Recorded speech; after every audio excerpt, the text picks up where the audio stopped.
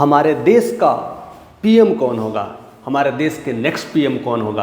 अभी इलेक्शंस होने वाले हैं, इस साल हमें पता ही चल जाएगा कि हमारे देश का नेक्स्ट पीएम कौन होगा। और बहुत सारे अटकलें, बहुत सारे चेंजेस लाइफ में, और इस कहते ना हमारे देश में इतनी सारे चेंजेस हो रही है, कई सारे परिवर्तन देखने को मिल रहे हैं, इससे साफ जाहिर हो ही जाता है कि हमारा नेक्स्ट पीएम कौन होगा। लेकिन मैं इस पीएम की बात नहीं कर रहा हूँ कि अभी हमारे 4-5 साल में जो पीएम्स होने वाले, इसके बाद क्या आपने कभी सोचा है कि हमारे देश का पीएम फिर कौन होगा, उसके बाद देश की स्थिति क्या होगी, और कौन है जो इस मुद्दे पे लेकर के काम करेगा। कोई उसकी बातों को ध्यान में रखेगा, कोई अपने देश के विकास की बात करेगा, पूरे देश को एक करके चलेगा, एक नया मॉडल तैयार करेगा। क्या आपने सोचा है? क्या हमारी सोच बस आज और पीएम की बातें चल रही है बस 4-5 साल में? क्या 5 साल बाद हमारा देश क्या होगा, हमें वो भी सोचना पड़ेगा, हमें उस लेवल पे जाना पड़ेगा। उसे जानने के लिए और समझने के लिए हमारे साथ ऐसे ही आप बने रहिए। मैं मुकेश कुमार शाही, भारतीय लेखक। मैं यह बताने की कोशिश पूरी तरह से करूंगा कि किस तरह से ट्रांसफॉर्मेशंस आते हैं, किस तरह से चेंजेज आते हैं, और कैसे बदलाव आने से हमारा देश में कोई भी नागरिक उस लेवल पे कैसे पहुंच जाता है। सबसे बड़ी आती है कि हम कौन हैं, हम करते क्या हैं, हमारा पर्पस क्या है। हमारा पर्पस, कहते हैं ना, हम एक आर्यन हैं, हम आर्यन पुत्र कहते हैं अपने आप को। हम उस धरती से आए हैं, हम उस सिकंदर के गोद से आए, हम उस सिंधु घाटी से आए हैं, ऐसे दिलेर हैं हम। तो फिर इस दिलेर का क्या काम है? दिलेर का क्या काम है? युद्ध करना। युद्ध, हमें हर दिन युद्ध करना है। हर दिन जब हम सुबह उठते हैं तो हमें युद्ध करना है। हम वैसा युद्ध नहीं कि हमें गोली चलाना है और लोगों को मारना है, गिराना है और हटाना है, ऐसा काम नहीं करना है। ऐसे युद्ध में पढ़ कर करके हम उस लेवल को एक्वायर नहीं कर सकते। हमें युद्ध अपने आप से करना है। हमें सुबह उठना है, वर्जिश करना है, एक्सरसाइज करना है, और जो कर्म है, नित्य कर्म है, वो करते रहना है। हमें पढ़ना है, हमें चेंज लाना है, हमें ध्यान करना है। ये सब सारे चीज़ें कर्म ही हैं जो हमें उस लेवल पे ला सकता है। क्या हम इस तरह से युद्ध करने के लिए तैयार हैं? आज हर कोई युद्ध से भागता है। आजकल बच्चे ये पूछते हैं, आज के बच्चे, आज की जनरेशन, आज के स्टूडेंट्स पूछते हैं कि हमें कितना देर तक पढ़ना चाहिए। ये भी पूछने वाली चीज़ है। हम कितना देर पढ़ेंगे तो मैं आईएएस बन जाऊंगा, मैं कितना देर बनूंगा तो कंपनी का मालिक बन जाऊंगा। ये सब सारे क्वेश्चंस पूछते हैं। ये सब भी पूछने का चीज़ है। ये तो युद्ध है आपका, आपको युद्ध करना है। इसमें पूछने की क्या जरूरत है कि कितना पढ़ना है? पढ़ो ना भाई, कौन रोका है? आपको ये पूछना चाहिए था कि मैं क्या ऐसा काम करूं कि पढ़ने में मेरा दिल लग जाए। मैं ऐसी क्या चीज़ें ना करूं जिससे हमारा पढ़ाई में डिस्ट्रैक्शंस कैसे हो रहा है। पूछना ये चाहिए। तो लोग पूछते हैं पढ़ना कैसे है। आज कोई ये नहीं पूछता कि ध्यान क्यों नहीं होता है। लोग ये पूछता है कि ध्यान कैसे करना है, सुबह करना है कि शाम करना है, कि रात में करना है, कि एकांत में करना है, कि पहाड़ पे जाके करना है, कि गुफा में जाके करना है। ये सब पूछते हैं, लेकिन ये नहीं पूछता है कि मैं ध्यान क्यों नहीं लगा पाता, ऐसी क्या गलती कर दी, मेरे को क्यों दिक्कत होता है, क्या मैं इस जगत में रह करके मेडिटेशंस करने लायक मैं इंसान नहीं हूँ। कोई इसकी बातें नहीं कर रहा है। हर कोई ऐसी बातें करता है जो ज़रूरत नहीं है। आज जिम में जाइए, देखिए लोग क्या बातें करता है। कितने दिन ऐसा कोई टिक्स ट्रिप्स ऐसा कुछ बता दो, टेक्निक, जिससे मैं 2 से 3 महीने में अच्छी खासी बॉडीज़ बना लूँ, अच्छे खासे स्टाइल्स बना लूँ। लोग ये पूछता है, कोई ये नहीं पूछता है कि मुझे इस हर्डल को पार करना है, बताइए क्या दिक्कत है। मैं आने वाले टाइम में, मुझे अभी 5 केजी वजन नहीं उठता है, मैं 20 केजी और 30 केजी उठाना चाहता हूँ, उसके लिए मुझे किस तरह से तैयार होना पड़ेगा। कोई ये नहीं पूछता है। आर्यन पुत्र, द्रविड़ और सिंधु घाटी के सभ्यता वाले लोग हैं हम। हमें तो इसके लिए तैयारी होनी चाहिए। हमें आगे हर दिन युद्ध करना चाहिए और हर संग्राम के लिए हमें तैयार रहना चाहिए। हर कठिन परिश्रम के लिए हमें खड़ा होना चाहिए, डट के रहना चाहिए, और सुबह उठ कर करके भगवान से, ईश्वर से हमें बस इतना ही प्रार्थना करना चाहिए, हे ईश्वर, हे खुदा, हे परमेश्वर, मुझे शक्ति दो, मुझे ताकत दो, मुझे साहस दो कि ऐसी तमाम युद्ध हमारे जीवन में चल रहे हैं उसका मैं डट के सामना करूं। ना कि कहते हैं लोग सुबह ध्यान करते हैं, ईश्वर को याद करते हैं, हे ईश्वर, हे खुदा, हे परमेश्वर, मेरे घर में शांति बनाए रखना, मुझे ज़िंदगी में किसी से लड़ाई झगड़ाई नहीं करना है, मैं हमेशा सिंपल रास्ते पे चलना चाहता हूँ, मैं ईश्वर का गान गाना चाहता हूँ, मैं प्रभु का ध्यान करना चाहता हूँ। अगर आप ऐसा चीज़ चाहते हैं तो होगा क्या, मिलेगा क्या आपको? आप वही करेंगे जो नहीं करना है। क्या ऐसी कोई ज़िंदगी है जो सुबह उठ के ध्यान, नहान स्नान करना और सिंपल काम करना, आपके लाइफ में कोई प्रॉब्लम्स नहीं आएगी? ऐसे में तो आपकी इतनी प्रॉब्लम्स की झड़ियाँ लग जाएगी, आप समझ नहीं पा रहे हो। लोग आपसे पूछेंगे, आप ध्यान वान कर रहे हो सब में, आके सामने किसी ने आपको गाली दे दिया, आपके पूरे रात बेचैन हो जाएंगे। आप करोगे क्या?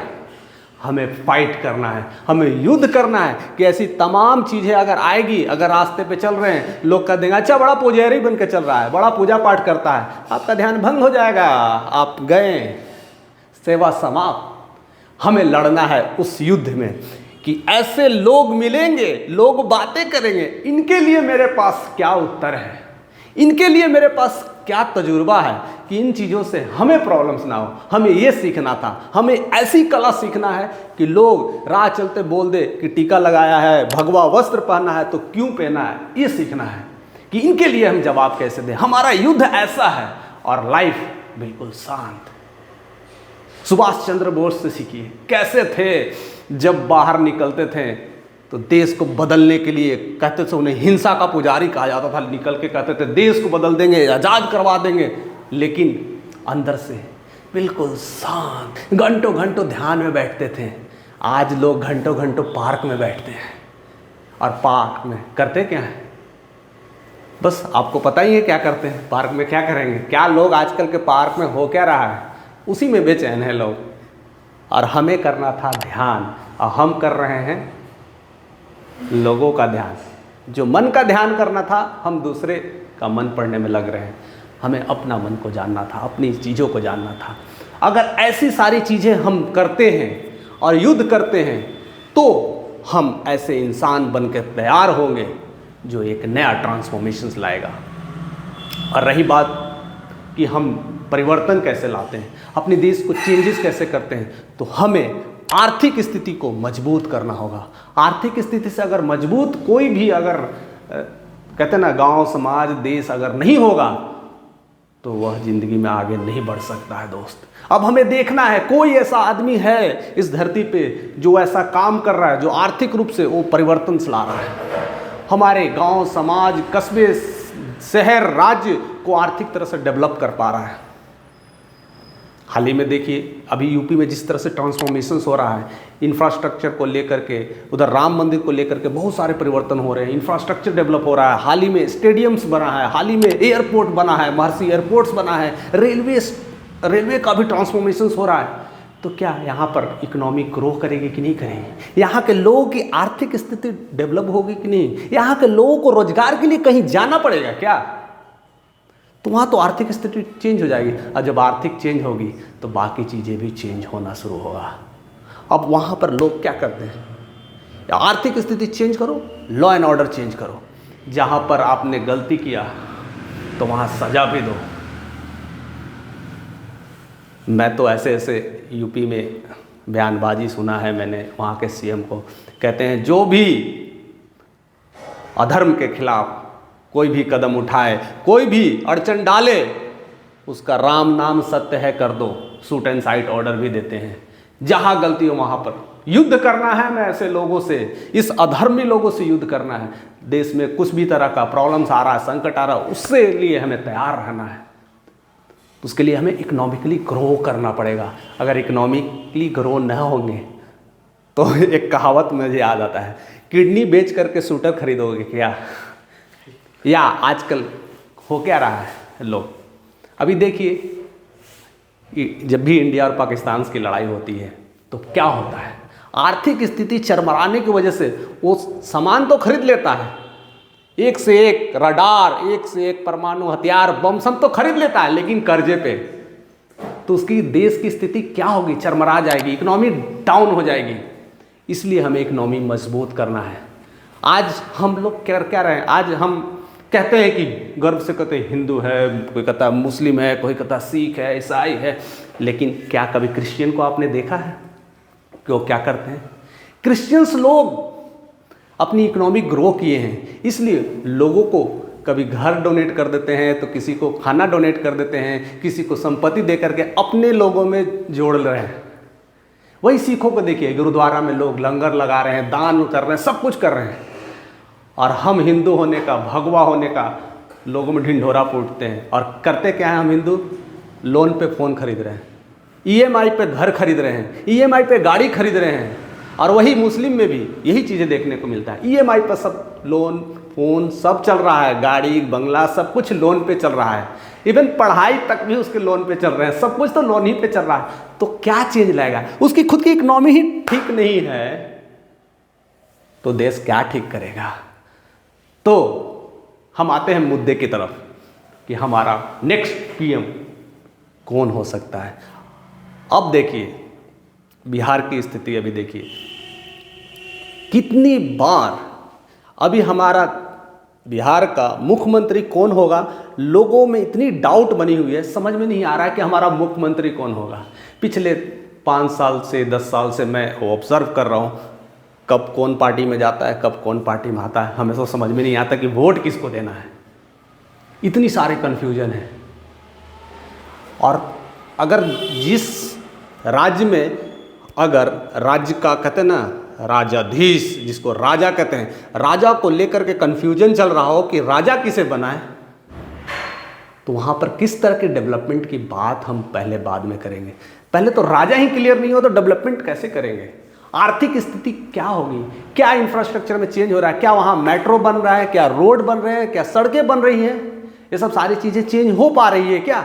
अगर हो पाएगी तभी हम डेवलप होंगे। अगर जब डेवलप होंगे और जो भी इस काम को कर रहा है, तो उसे कोई भी मंत्री हो, CM हो, PM हो, वो कुर्सी आज का वेट कर रही है। देखिए आप पीछे इतिहास में देखिए, 23 साल तक, इवन उससे कम नहीं मैं कह सकता हूँ, 20-25 साल तक गुजरात का CM कौन था? हमारे देश का PM ही CM था 20 सालों तक। 20 सालों में क्या चेंज किया गुजरात में, किस तरह से इंफ्रास्ट्रक्चर को लाया, रोड कनेक्टिविटी को लाया, और बहुत सारे चेंजेस की वजह से वो इस लेवल पे आ पाए हैं। ऐसे कोई PM नहीं बन जाता।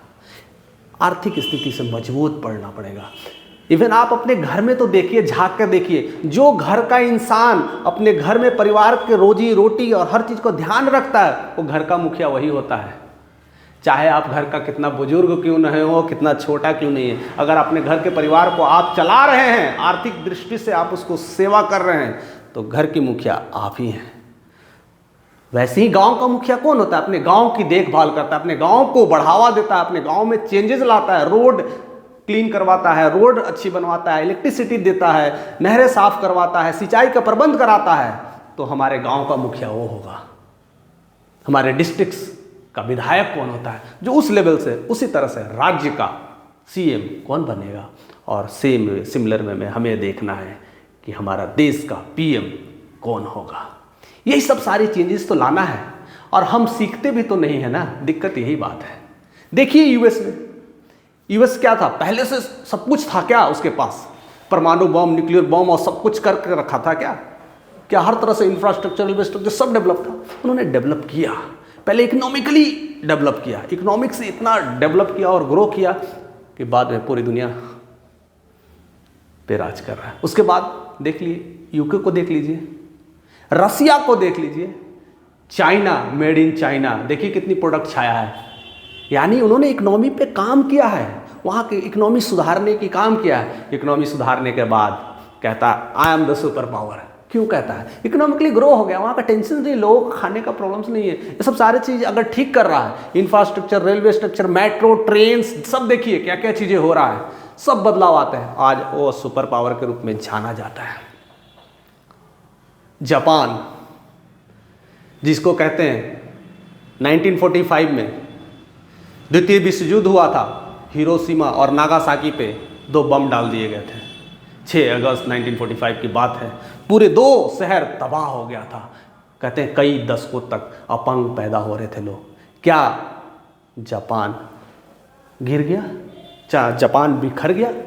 उन्होंने अपनी इकोनॉमी को फिर से ठीक किया, अपने देश में क्रांति लाया, अपने लोग वहाँ से काम करने लगे, डेडिकेटेड होने लगे, युद्ध करने लगे अपने काम को लेकर के, ना कि दूसरे के देश में देखने लगे और झांकने लगे, अपने देश को सुदृढ़ करने लगे। वहाँ अगर रोड अगर जरा सा क्रैक होती है तो रात रात में मरम्मत हो जाती है। अगर पुल अगर जो 2 महीना से अगर रुका है काम, उसको 1 महीना में कर देते हैं। इतनी फास्ट तरीके से करते हैं, यानी अपनी इकोनॉमी को इतना तेजी से ग्रो कर रहे हैं।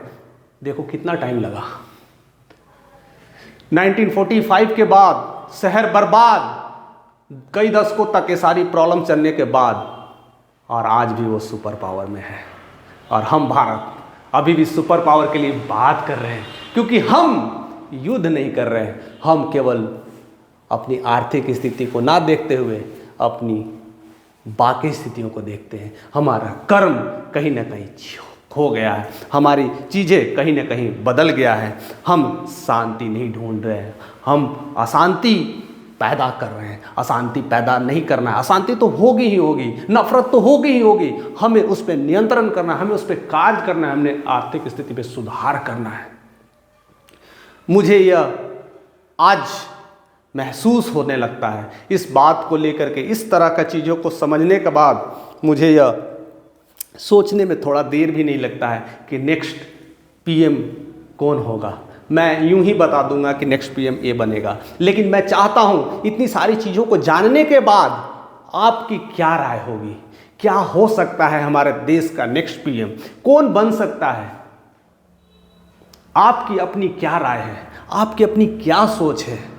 और अगर हमारी सोच अगर डेवलप हो गई है तो फिर हम देश को बदलने के लिए तैयार बैठे हैं।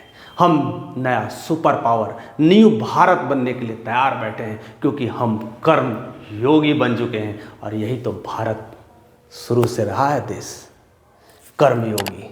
आगे बढ़ते जाओ, आगे बढ़ते जाओ, और हम अपने देश में नया सुपर पावर बन के तैयार होंगे। और वही हमारा नए पीएम के सौगात करेंगे। नए पीएम को देने वाले कोई नहीं, हम ही तो हैं। हम जैसे जनता लोग ही तो हैं जो नए पीएम और सीएम और ऐसे ऐसे बहुत सारे नेताओं को खड़ा करते हैं, तैयार करते हैं, उनको नेतृत्व करते हैं और तब चलाते हैं। हमारे अंदर, हम जनता के अंदर इतनी सारी पावर है, सब कुछ बदल के रख सकते हैं, लेकिन डेवलपमेंट होना ज़रूरत है। हम इसको सीखने के लिए तो बहुत सारी चीज़ें हैं, कई घंटों तक बहस चल सकती है। अगर मैं थोड़ी हिस्ट्री की बात करूंगा तो मुग़ल को देख लीजिए। हमारे देश के मुग़ल कब आए थे? 1526 से पहले युद्ध चल रहा था, अफगानों में चल रहा था, धीरे धीरे वो इंडिया में प्रवेश किए। और इंडिया में प्रवेश करने के बाद यहाँ लूटने नहीं लगे, यहाँ आकर के डेवलपमेंट करने लगे और यहीं पर बस गए। तो देखिए कितने साल तक राज किए। जहाँ डेवलपमेंट होगी वहाँ आपको कोई हटा नहीं सकता।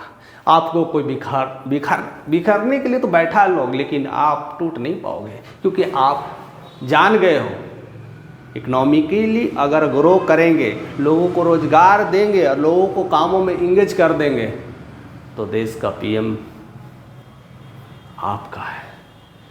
तो हमें यह समझते हुए देर नहीं लगता कि हमारे देश का पीएम कौन होगा। हमें आपका जवाब का इंतज़ार रहेगा, और हो सके तो जितना से जितना लोगों तक ये बातें को शेयर करें, जिससे हर कहते हैं ना, हर यूथ में यह तरंग आ जाए, यह जोश आ जाए कि मुझे क्या करना है, क्या मैं युद्ध के लिए तैयार हूँ कि नहीं। और हम सबको ऐसे ही युद्ध के लिए तैयार रहना है और स्वर्णिम भारत बनाना है। तो आपके आंसर का मुझे इंतज़ार रहेगा। हमारे साथ बने रहने के लिए, इतना प्यार देने के लिए आपको बहुत बहुत शुक्रिया। So thank you for watching this video.